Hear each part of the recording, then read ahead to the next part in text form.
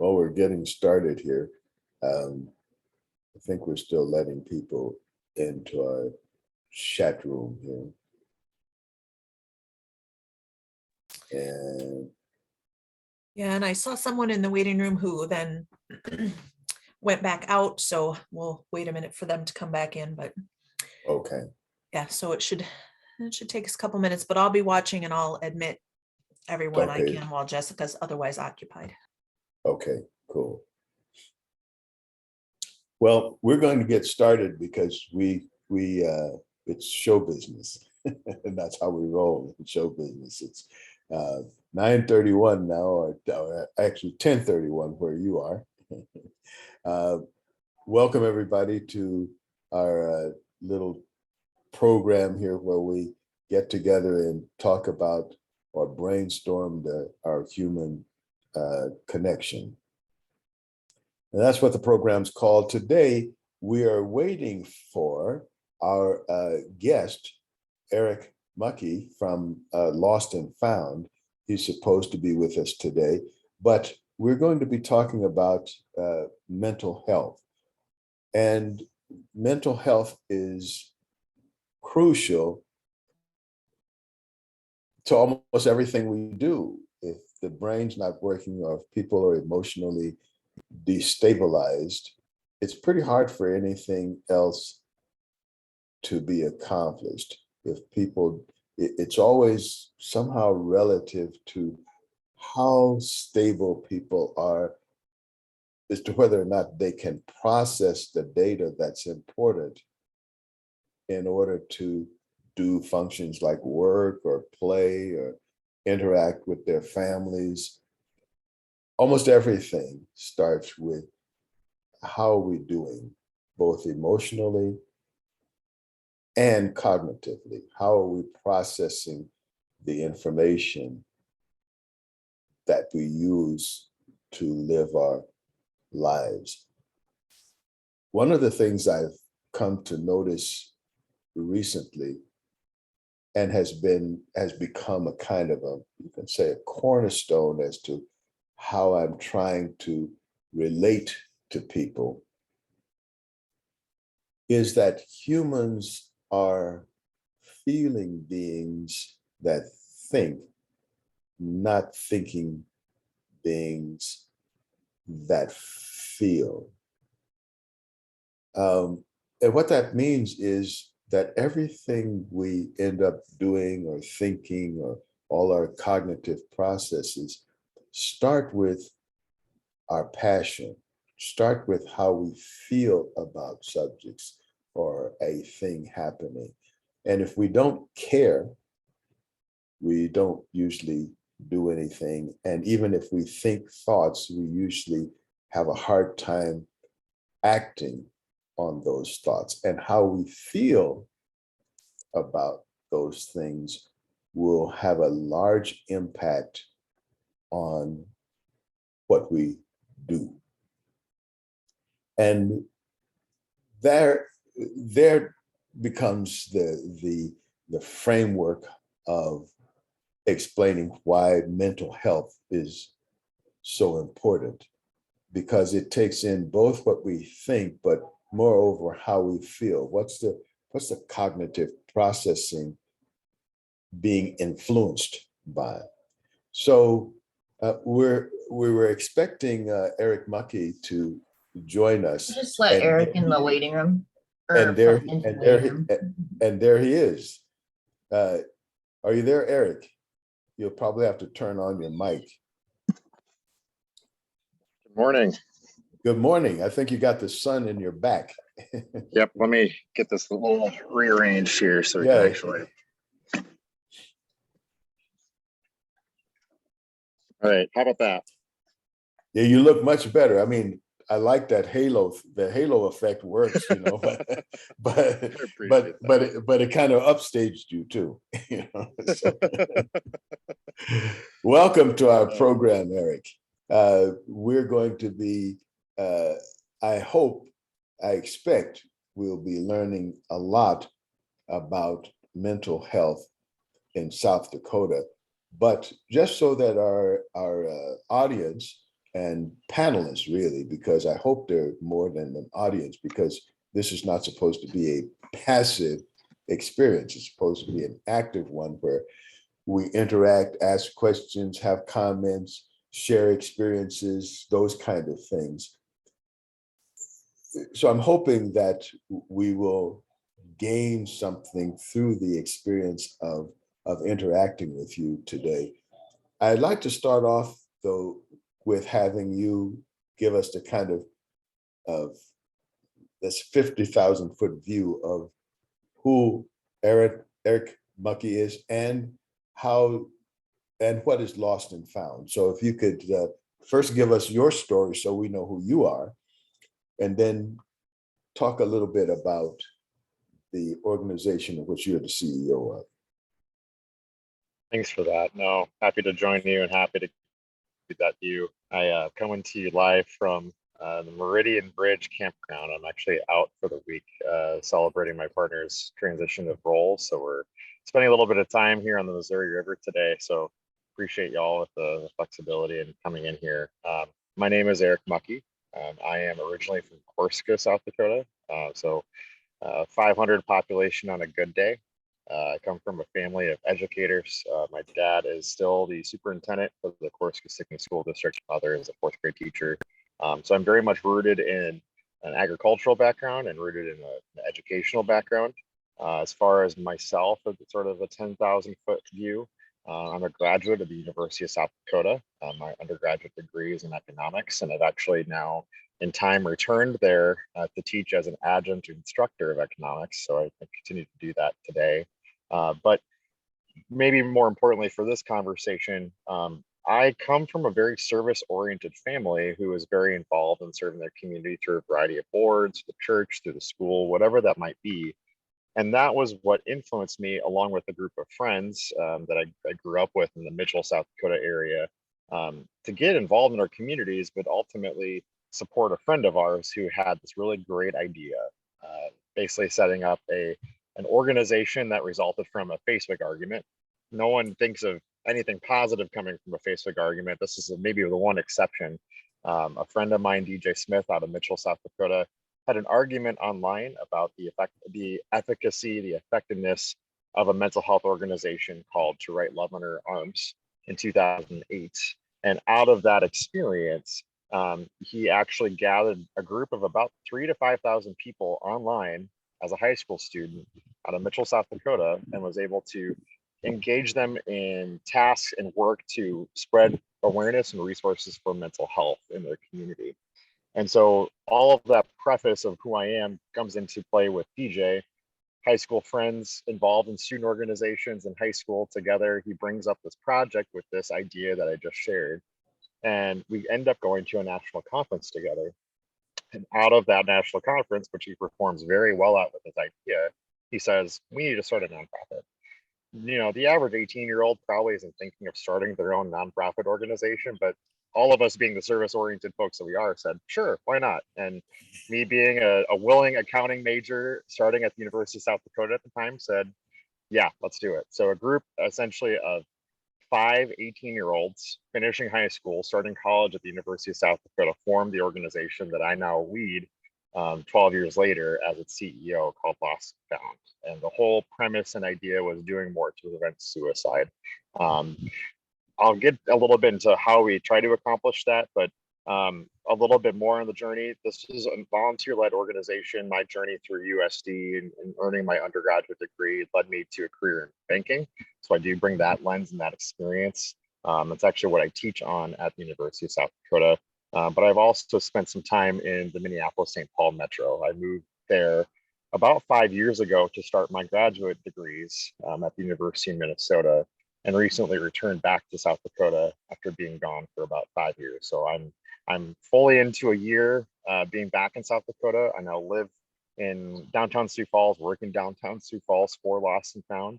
And that organization today looks very different than what it did when 5 18-year-olds had the audacity to start a nonprofit. We're a comprehensive suicide prevention nonprofit that delivers training for mental health advocates, peer mentors, helps organizations measure mental health outcomes program outcomes, as well as advocates for improved policies and programs for suicide prevention and mental health in the state of South Dakota. I'm a survivor of suicide ideation, of suicide loss. I've experienced both throughout my life, which is part of the reason why I'm so committed to this work, but also gives me a relatively wide breadth of experiences to draw from, also to relate to a wide variety of perspectives. So that's a little bit of the 10,000-foot view of Erik Muckey and Lost&Found. That's a very good one, and thank you for that. Let's talk a little bit about suicide in general, because I think we need a kind of a framework in which to understand how you are viewing suicide ideation. Let's start with that, and then we can go on to how suicide affects the people around us, and also how the atmosphere that we live in supports or suppresses suicide ideation. So can you tell us a little bit about what's the experience of, why do people ideate about suicide? Where does that come from? What's that inside view of that? Yeah, that's a great question. I don't know that many people really dive into that question frequently, which is, I think, a really important framing for this, Lawrence. I appreciate you doing that. Suicide, from what I've seen and experienced and worked with and know from an academic perspective, typically follows immense pain, immense grief, immense overwhelm and experience, almost kind of a sense of entrapment, if you will.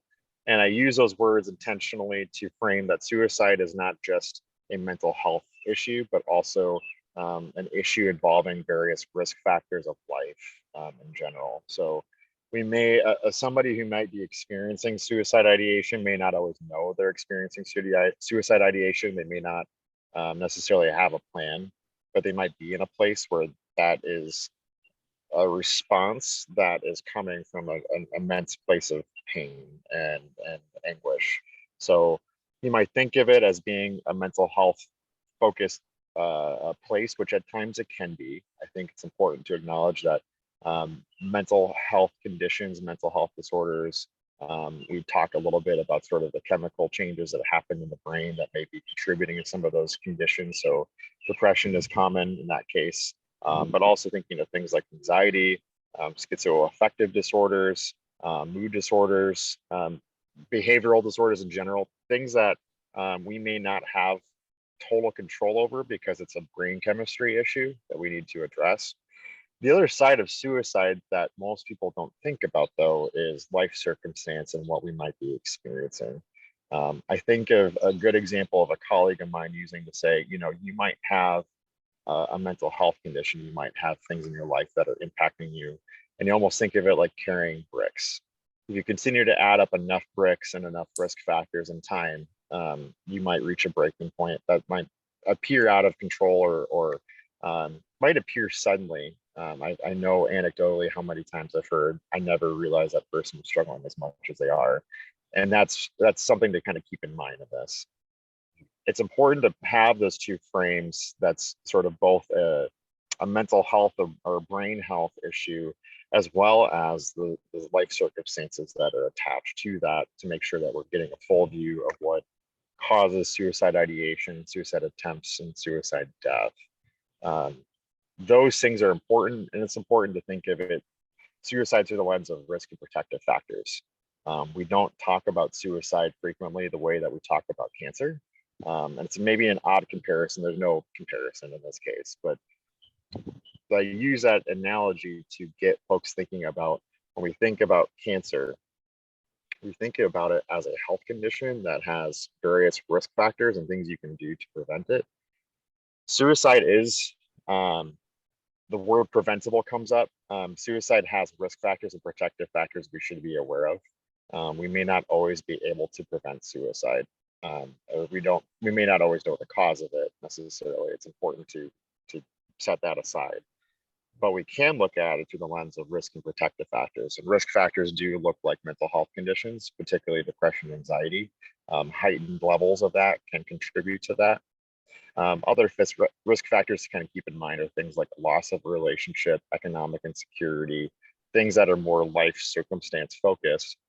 Whereas protective factors, in a weird way, they might sound too simple because it really looks like and reflects like I'm living a really healthy life. And that's really what it's about, is trying to find ways to live in a healthy, fulfilled way.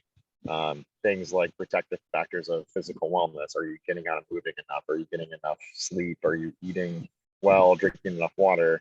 All the way to things like, what is my faith life, my spiritual life, my connection to my community and family and friends look like?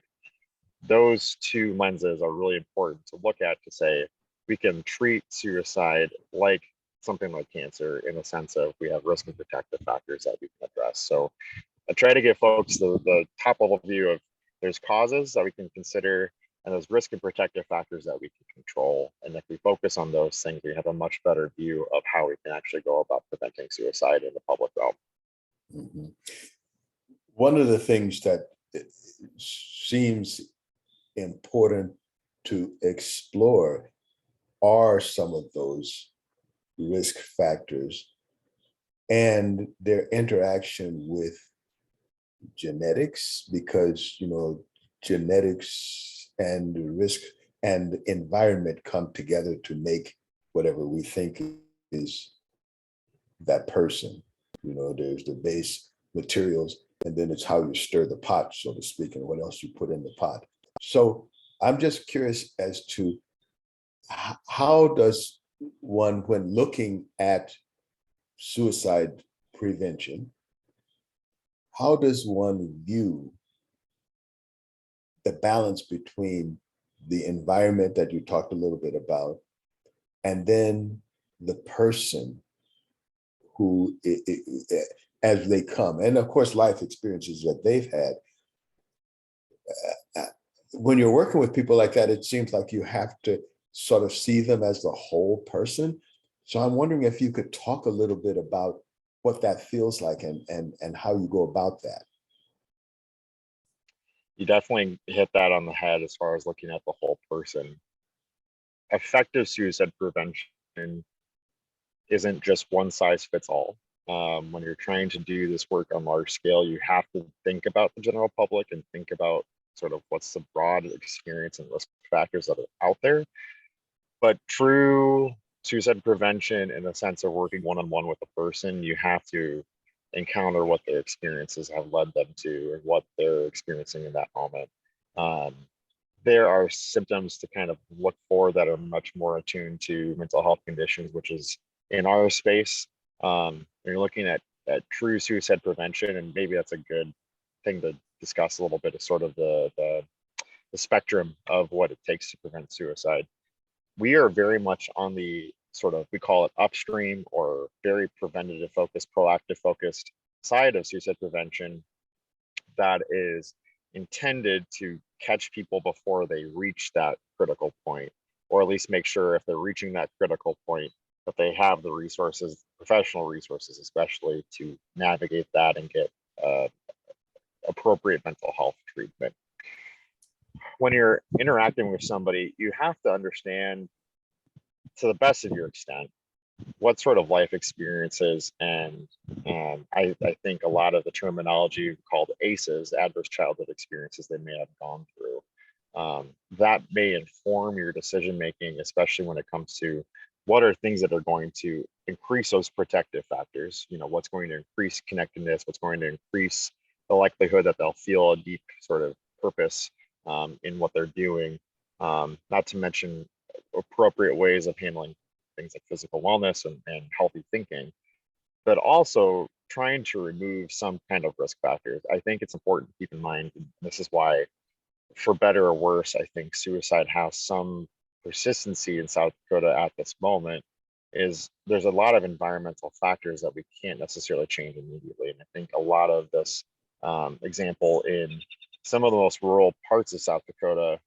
as well as in our indigenous communities around the state, physical geographical isolation and lack of access to mental health care immediately available is a really huge factor that we can't always change on the dot. the other side of it, we have to think about our economic circumstances that person may be experiencing, what sort of what's going on at home. Those are things that are important to kind of keep in mind. We're talking to the whole person and looking at them as an individual, because if you look at sort of a general one size fits all for everything, especially in this field, it doesn't work. And you have to be very mindful of identity base.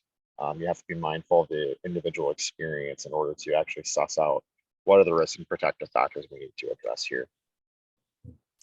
Can you talk to us a little bit about what in fact you do? You know, give us some kind of maybe a narrative or something like that to help us to understand how do you actually put this together. It's one thing to have a philosophy or even an approach, but what does it look like? Yeah, a great example I can share of our work. I mentioned in sort of the intro that we train mental health advocates and peer mentors. One of the greatest success stories we've had to date has come within the last year. We launched a pilot program called Peer-to-Peer Mentorship at South Dakota State University and the University of South Dakota. And what that program effectively does is trains a college student who may be entering a helping profession like social work, counseling, psychology, one of those fields, or may not be. But is interested in supporting other students. It takes them through about 4 to 6 hours worth of training to prepare them for things like active listening, goal setting, understanding the referral patterns that happen within a college campus to say if somebody's entering crisis stage, what do they need? And then ultimately brings them back to sort of one of the core trainings of suicide prevention, which is called Question, Persuade, and Refer, or QPR, if you hear the acronym. A good story or example that comes from this then, I'm not going to name students, of course, in this case, because that's obviously above board here. But and it also doesn't help. Yep. Exactly. No, the biggest, some of the stories or sort of the examples of what that looks like is students who are referred to this program. Let's just use an example at South Dakota State University, where you have a student who, has lost their romantic partnership. They lost their relationship. They're struggling in school as a result and struggling to focus. But they haven't presented any signs of major depressive symptoms or anxiety symptoms. They just need somebody to talk to and to navigate that process. So somebody meets an SDHC counselor, they're screened, and they say, we know that there's maybe a need here that we can address, but given the current environment we work in mental health, some of those counseling centers might be looking at a month wait, 3-week wait just to get in for the first appointment. So knowing your specific signs and symptoms, let's talk to a peer mentor and engage in conversation with them. And over a period of about 6 weeks, a student will meet with this mentor who's been trained and discuss, what's going on in my life? What are some goals that I want to set to address that? How do I actually navigate this without feeling like I'm isolated, put in a position where my protective factors or other factors are being overdrawn, and I might be able to actually address some of those risk factors that we're dealing with.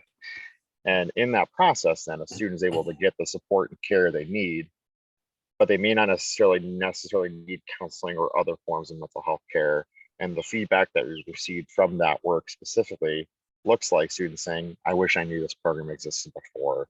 I feel much more equipped to navigate challenges that come up in the future.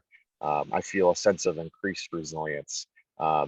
Even students going so far as to say, I think this program was what kept me in school. Things of that nature to say, that's what prevention work can really look like at its best, when you're looking at individual supports for a specific need and giving them skills and goals and things to look forward to so that they can enhance those protective factors against suicide. Well, I want to open it up now to our esteemed panel here. Do you, esteemed panel, do you have any questions or comments? Kevin, you look like you have your mic open. Hi, Erik. Thanks for being on today. I'm wondering thoughts that you might have on the availability of guns in the suicide prevention business. And the recent bill, that's working its way through the US Senate on some of the things that would hopefully help that with red flag laws and suicide prevention monies. How big a deal is access to guns from your standpoint? How do you guys deal with it? And what do you think about possible legislation that might help? It's a great question, Kevin. I always start the answer to that question with, I myself am a gun owner. I share in the very long tradition, and I know I've read quite a bit of your work, Kevin, and I appreciate you being on here. I think from a rural life perspective, it's really hard to separate South Dakota from the hunting traditions that we have, and that's something that I very much value in my own life. I think desperately,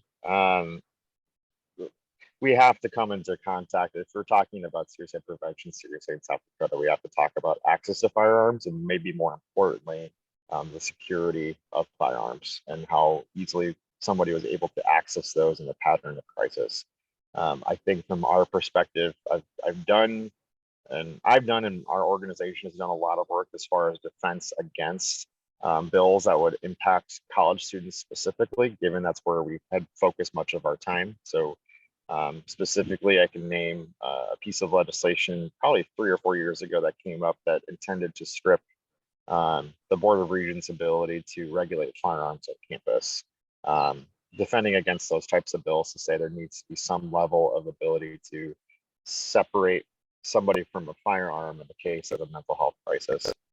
We also work very closely with organizations in South Dakota like Moms Demand Action to ensure that we're working closely together and coordinating on firearm policy in South Dakota, while also making it clear in South Dakota that it's not about, I don't like the narrative of taking away guns. That's not really the point. The point is that in a period or pattern of mental health crisis, it's important for us not to create immediate access to your firearm. It's just not a safe place for that to be. It's certainly not something that is necessary, but it's also something that's an easy means of prevention. When you look at suicide deaths in South Dakota, the number of suicide deaths, and I don't want to misquote, it's significantly higher to a very massive, I say the word massive, very massive degree, much larger than the homicide rate in South Dakota. It's very obvious that that's an important factor, and because a firearm is not something that you can easily reverse in terms of a suicide attempt as well. It's final, it's quick.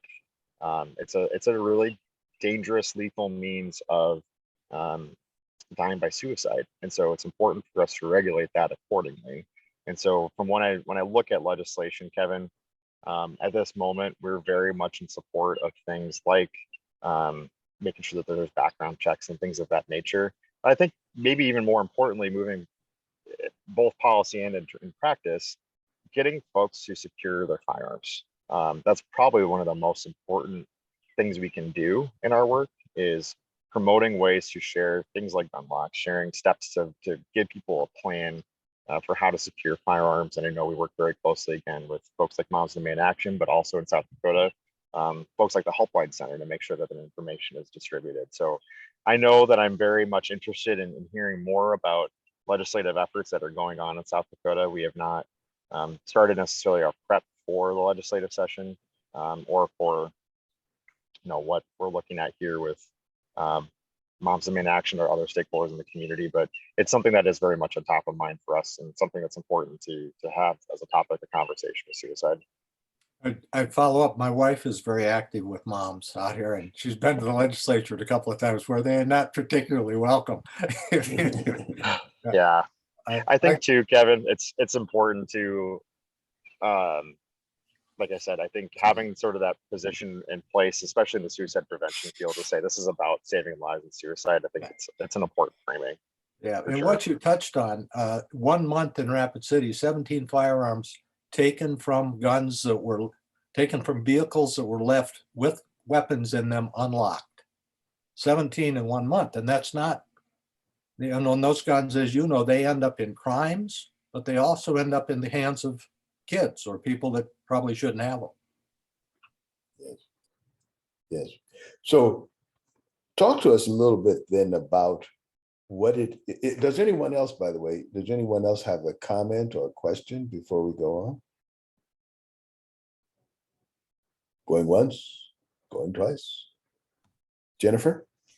Hi, everybody. Just wanted to ask, I know there's been a lot of news coverage and things about the fact that, especially among teenagers and young adults, mental health has gotten worse since the start of the pandemic. I've also read some things that say actually mental health started getting worse 15 to 20 years ago when there started to be a lot more social media interaction. And I can think in my lifetime, just things that I remember, suicide in South Dakota has always been a significant problem on several of our reservations and in different border towns. And, I grew up in Pierce, South Dakota, and I recall like 30 years ago, a small suicide cluster that happened there. So I just wondered what your thoughts are on what the trends are in mental health and or suicide. Are we seeing really is that coverage accurate that we're seeing a great increase? Are people talking about it more? What do you think the trends are? It's a great question, Jennifer. Thank you for asking. I think about two things. One is in South Dakota, we can't divorce ourselves from the fact that our suicide death rate is not just increasing, but also accuracy of reporting has started to improve over time, which actually maybe gives us a broader picture of how pervasive the issue of suicide has been. I haven't seen I know there's more updating happening at this moment, but provisional data for 2021 for suicide deaths in South Dakota shows it's a state record by quite a ways. When I say quite a ways, I'm talking at least 20 more deaths than the year prior. We're over 200 deaths by suicide in the state since in 2021. The other trend that comes to mind, though, is kind of what you were talking about, Jennifer. This is not news. Mental health conditions and suicide deaths in particular have been on the rise for the better part of 15 years. We can name quite a few factors. I think it is important, Jennifer, to discuss social media, especially for our youth and young adults. In South Dakota, the leading cause of death for 10 to 19-year-olds is suicide. The second leading cause of death in the age brackets up to the age of 34 is suicide as well. And so we can't not talk about the fact that access of information is so readily available, and it's overwhelming, and the social consequences to placing your self-worth and your network in an online environment versus being face-to-face. I also can't not say too, in that same time frame, some of the deregulation of firearms that's gone on in that process too has also contributed to some of this as well. And that's more about, again, as Kevin was alluding to, the ease of access and the lack of securing a firearm. That's a really important trend to consider in that same time frame. What's changed, especially in the last 2 years, big elephant in the room, COVID, as I'm sitting outside and we're actually having a Zoom call. It's kind of part of the process we've got to live with now. What has changed is the rate and scope of people who've experienced depression, anxiety symptoms over the past 2 years has skyrocketed. That contributes to heightened public health risk, heightened suicide risk for our communities. But it's also done something really funky, which is actually create more empathy and understanding of what we're trying to work with. I can't tell you how many more people talk to me about, we really appreciate what you do. We have a greater understanding. And sadly, a lot of folks who've also been impacted by suicide in some capacity, whether suicide ideation, attempts, suicide loss. And those numbers have only increased in the pandemic. As a result, you might see some data that shows up nationwide that says suicide deaths are down. That's dandy. I'm really excited to see some of that data going down temporarily, but I don't feel great. And this is my economist hat coming on with data indicators saying suicide is a lagging indicator. The leading indicators, anxiety and depression symptoms, are through the roof, and we don't have every system in place to address that kind of need. So that heightens suicide risk even further. So the shorter version of all of this is to say, this is a trend that's been happening for a long time. I think it's important in suicide prevention that we acknowledge that one organization, Lost and Found, is not responsible for preventing suicide. We all have a responsibility to that. At the same time, it's also important to elevate the message that this has been happening for a long time. There are many risk factors that we can address, in particular the ones I mentioned when it comes to things like social media regulation, firearm regulation, social connectedness. I know some statistics that have been shared that you can attribute some of it to, do I have a community or faith, a spiritual belief of some kind or connection to something? But also COVID. Now we have something that's really skyrocketed risk in so many ways. The one thing that gives me hope in that opportunity is simply the fact that because COVID had this weird effect of getting more people talking about it, there should be, and I use the word should be, more attention and resources being paid to it, which creates an opportunity to do something that hasn't been done before, which is address comprehensive systems and policies and programs that will prevent suicide for years to come. Do we have anyone else who would like to ask a question or make a comment? Yes, I have Lee, I have a question and I need some advice. I am personally counseling a young man, 21, somebody that's older and that are extremely depressed, and I see all the signs of suicide. How does someone like me find special training? I don't know if I'm doing the right thing or the best thing.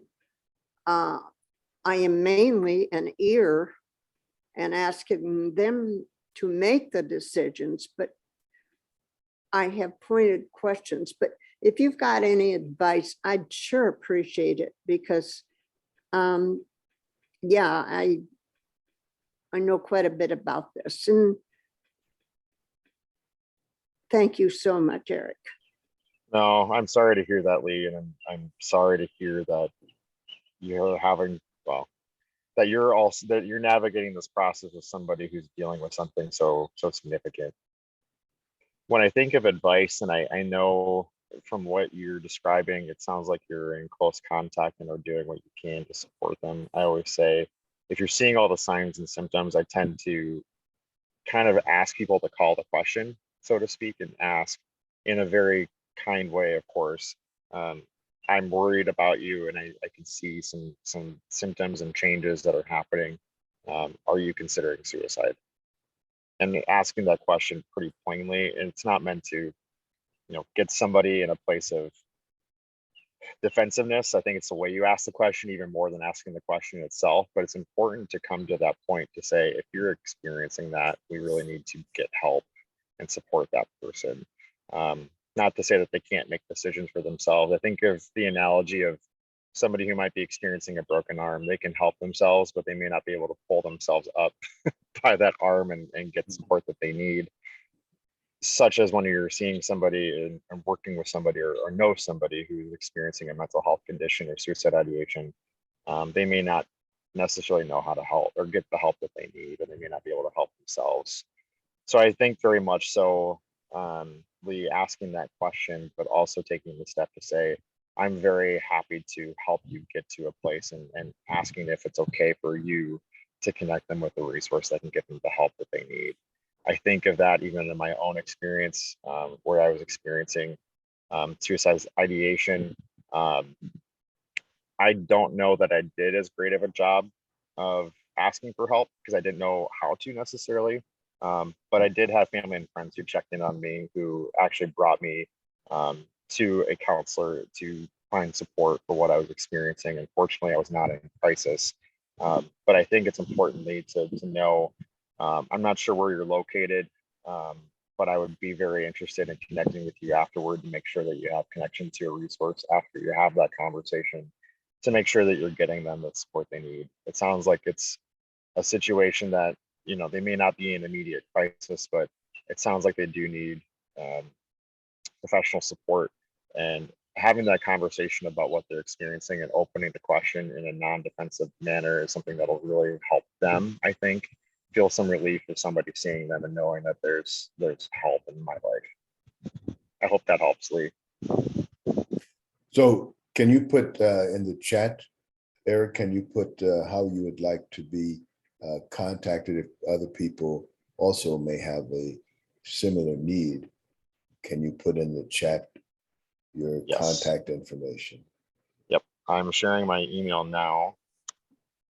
You can use that if you'd like folks to get connected with me there. Excellent.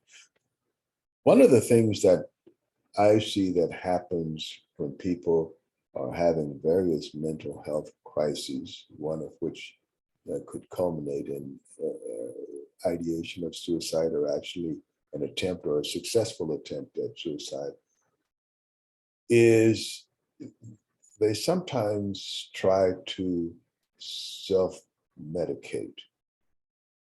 And that self-medication may come in the form of trying to find something that relieves that little voice in their head that are always talking to them, that's reminding them how worthless they are, or taking away their self-esteem, things like that. That, for example, when someone loses a close significant other, that person leaves them or something, and the little voice comes in their head that says, they left you because you're worthless and nobody loves you because you're ugly, or all of those things that makes a person feel hopeless. They sometimes, before they get to the point of giving it all up, they try to self-medicate, and then sometimes self-medicate right over the edge. Can you talk a little bit about drug use, mental health, and suicide ideation? Hope that's not too big of a piece of the elephant to swallow. There's a lot of elephant to swallow there. I did want to make sure I saw Lee had raised her hand in the chat here. Make sure we address that if we can. Somehow I can't get your email. I don't know what I'm doing wrong. No problem. click on- I'd say Click on the chat. I did, and I couldn't get it up, but I will get it up eventually. But I thank you so much, because it is not someone that's nearby. Well, some are, and I give them resources, but it's far away. But how do I say? I don't know what they have available. So I'm trying to lead them. But boy, have you helped. I really appreciate that. I appreciate that, Lee. And I will just say too, if you're having trouble, I'll work with Lawrence to make sure my contact information gets distributed here too.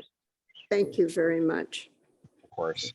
So going back to biting off the elephant, Lawrence, talking about everything involving self-medication, especially, I think in a place like South Dakota, I want to at least offer up sort of what's happening systemically to try to address some of that. I think in South Dakota, we have a very strong coalition working on things like the opioid crisis that's facing our state, and sort of the impacts of that self-medication and addiction. I think it's important to keep in mind that suicide prevention systems and the prevention systems we place for addiction don't always connect very well, but in this case, there's actually pretty strong connection and correlation between those organizations or those groups. A lot of the same groups are involved in that process. I think about in South Dakota, it's probably not all that different in the sense of what we're experiencing around the country. I think during COVID, especially, I don't know the exact stat in this case, but I did see a market increase, substantially so, for use of alcohol during COVID, among other drugs and other forms of medication or self-medication, if you will. I don't think it should come as a surprise that those markers and those indicators match what we're seeing in terms of depression and anxiety symptoms. I think it's important for us to keep those things in mind, simply from the standpoint of, if we're looking to those things to help us cope, A lot of folks may not have the understanding or education around what coping mechanisms look like, and may not have the mindfulness to see what's happening. So generally what I tend to see, especially from a suicide prevention lens, is we're not necessarily teaching or haven't taught as much as we probably can in terms of coping skills, which is something Lost and Found, our organization, has now put into place, especially for a younger audience that is learning their coping mechanisms for the first time in many ways, especially if you're entering a new environment, your parents aren't around, you don't have those same structures. Setting those coping mechanisms in place so that there's something to look to in the future and you understand how to address those. That doesn't necessarily, however, address the immediate problems we're facing in terms of addiction. And I think that's an area, Lawrence, when I think about our work, we've been very focused on sort of, again, the upstream prevention focus, but also a word called postvention. If you haven't heard the word postvention before, it's talking about supporting a family or survivors of suicide loss or suicide attempt. I see a lot of opportunity and change that needs to happen to better connect the spaces of addiction care and mental health care. There's a lot of separation. I use the opioid prevention programming work as an example of where that is working and there is coalition. But that is an area that I hope, one, that people are aware that that's really very intimately tied to the symptoms that folks are reporting, depression, anxiety, especially, but also that we need to talk about it in the same realm and same range as suicide prevention to get people thinking that those things do contribute to risk for suicide. They may not be the things that contribute to suicide ideation. The underlying factors that would lead you to use that coping mechanism are, and then you add another risk factor with these coping mechanisms that are unhealthy. But it's important to keep in mind that we have to have those conversations at the same time in order for us to really address them in a systemic fashion. Yes. So true. What have you seen that's being done, that has been done, that's working? And well, let's start there. What kinds of things, and show us, can you tell us how you have assessed or measured how well they're working? Yeah, I think the biggest thing that shows up in, I mentioned sort of the age demographic a little bit that we serve, but just for the awareness of the folks tuning in, Lost and Found primarily serves youth and young adults 10 to 34 and their immediate support network. So when you think of support networks, think school administrators, think of teachers, faculty, think of parents, employers, and so on. What we see that works very well is peer mentorship, peer support. That bears out in the data, not just from Lost and Found, where we're seeing in our own pilot programs, not a single person who's unsatisfied with the program, everybody's satisfied with the program, but more importantly, the measures of resilience and confidence in their ability to navigate life are significantly improved. And I use the word, I want to be careful, I should say, it's not yet statistically significant. We need a larger number to point us to that, but it is a substantial increase and a substantial improvement. That bears out with other data around the country, particularly for youth and young adults. It says peer support is helpful, and that model isn't new necessarily. We see that bearing out in other spaces. I think frequently of things like why is Alcoholics Anonymous? Why is AA so successful? Peer support group, that opportunity to connect and have peers and influence in your environmental factors that will help you navigate what's going on in life. We see that works. The other side that's important to keep in mind with suicide prevention is access to mental health care. That is absolutely essential. Our organization in particular looks at that lens for all the programming that we deliver through 7 evidence-based prevention strategies outlined by the Centers for Disease Control. Happy to share that as well. But essentially what that comes back to is if somebody can get the help they need, they are going to be okay. We know that bears out in the data, especially when it comes to suicide prevention data. Again, don't have the exact number on me at this moment, but the likelihood of suicide attempt for somebody who's received mental health care or treatment for what they're experiencing drops significantly. It is, I'm not going to say goes to zero, because of course that's not the case, but it's very much a place of you can tell if somebody gets the care that they need, they will be okay. The kicker in this case is getting people access, but also making sure that people are actually willing to go seek that access. We see a lot of folks who do not seek mental health care for their mental health needs, largely because they may not know that they're actually experiencing a mental health condition or a suicide ideation. So those are the things that we know work in the spaces that we operate in. But I also think it's important to keep in mind, so 7 evidence-based strategies for suicide prevention laid out for the Centers for Disease Control. Some of those pieces are things that you would not think of as suicide prevention. So Can you for can you example, talk a little bit? Can you talk a little bit about those? yeah, Oh, yeah. those strategies outline everything from, again, access to mental health care, access to suicide care, things that will make sure that we're getting folks the care that they need to feel connected to their communities, that they'll get the care they need when they're experiencing a mental health condition. The one area that I've been really kind of focusing on most as of late has been on economic assistance and making sure that folks have economic supports. And so what that tends to look like are things like, do I have access to affordable housing? Am I housed? Am I experiencing homelessness in any way? Do I have appropriate supports coming out of a job loss? Do I actually have access to income in those situations? Do I have security in the case of a lost relationship or some kind of domestic abuse or dispute? Those are things that we may not think of as suicide prevention, but those are really essential to making sure that somebody does not consider suicide as an option, or whether subconsciously or not, coming out of a very difficult situation. Those 7 evidence-based strategies, I won't go through all of them necessarily, Lawrence. I don't have them in front of me at this moment, but what I can tell you is 2 things. One, those are very strongly evidence-based practice, data-driven from the Centers for Disease Control that have been around for the better part of at least 8 to 10 years. Fortunately, they're not new. They continuously are updated in conversation with the author of said prevention strategies. They're actually actively being updated coming out of COVID as well.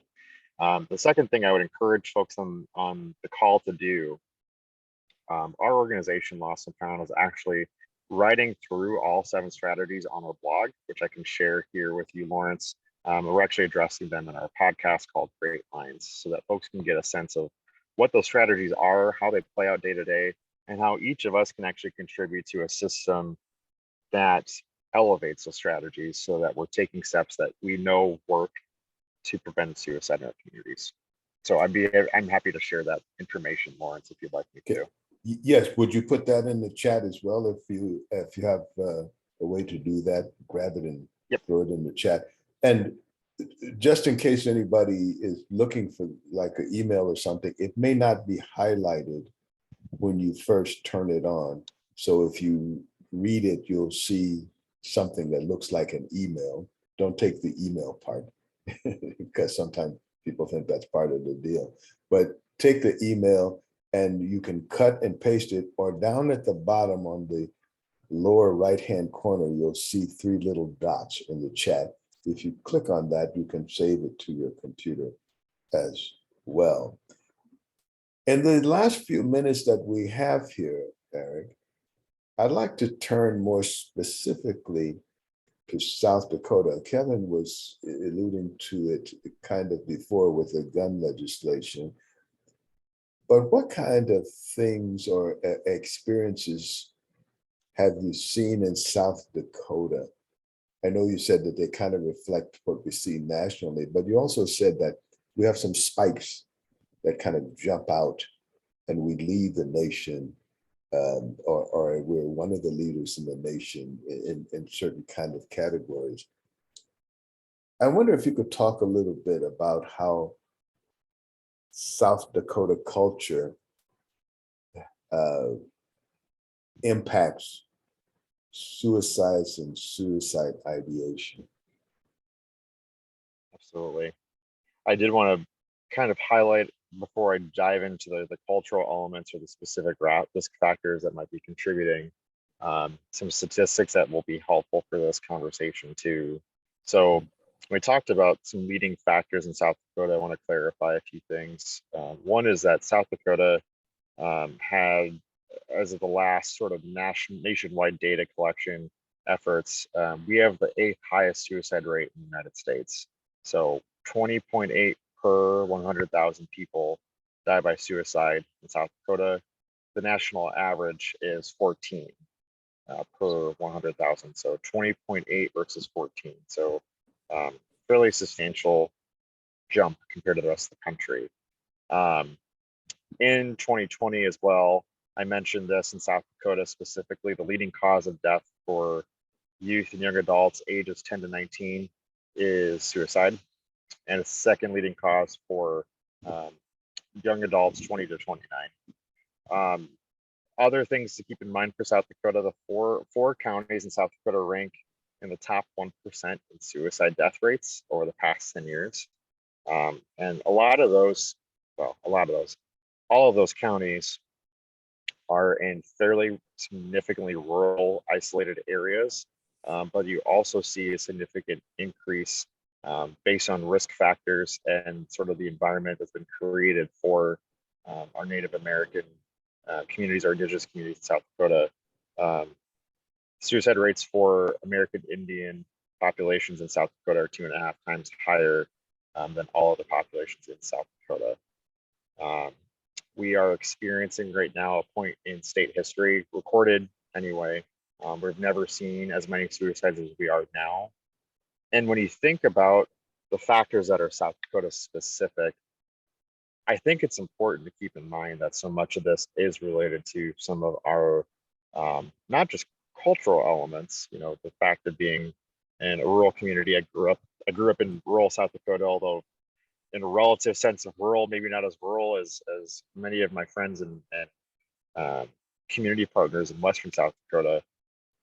But you have to kind of keep in mind that in rural communities, indigenous communities, communities where we may not have as much access to mental health care, that the topic of mental health isn't necessarily discussed frequently, whether because of cultural elements, certainly, but probably more likely the fact that there's simply not that much for resources.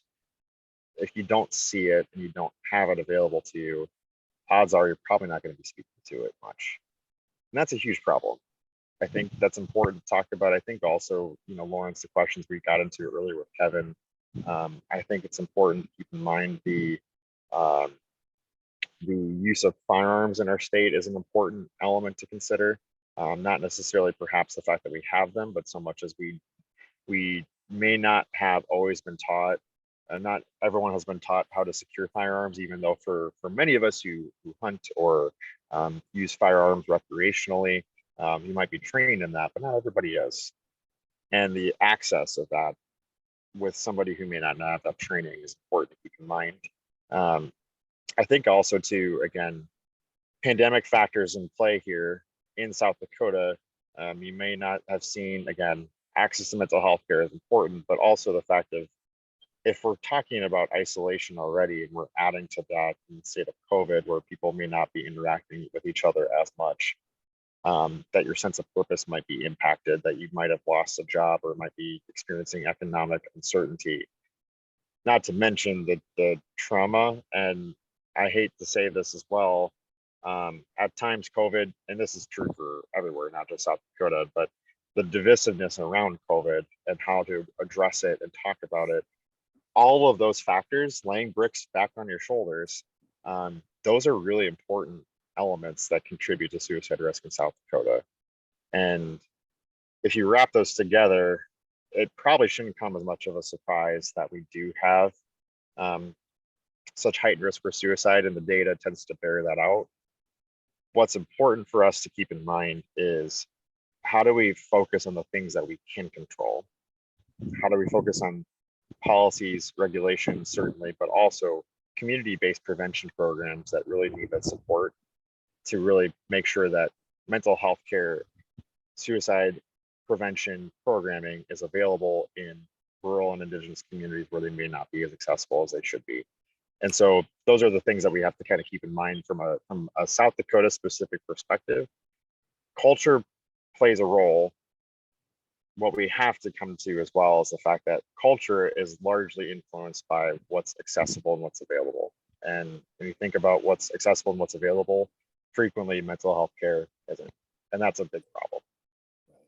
Well, this has been a very interesting conversation. I'm hoping that at some point we need to continue it because there are lots of things that we didn't get to. But thank you very much, Erik, for joining us today, and thank all of you, the panel, for also joining us today. I hope you'll come back next week, same time, same station. Next week, we'll be talking about housing and housing, universal housing. What happens when we build houses that's for some people, but not everybody? And I think you'll find this also quite interesting. Thank you again, Erik. We'll see you next week, same time, same station. Thank you all.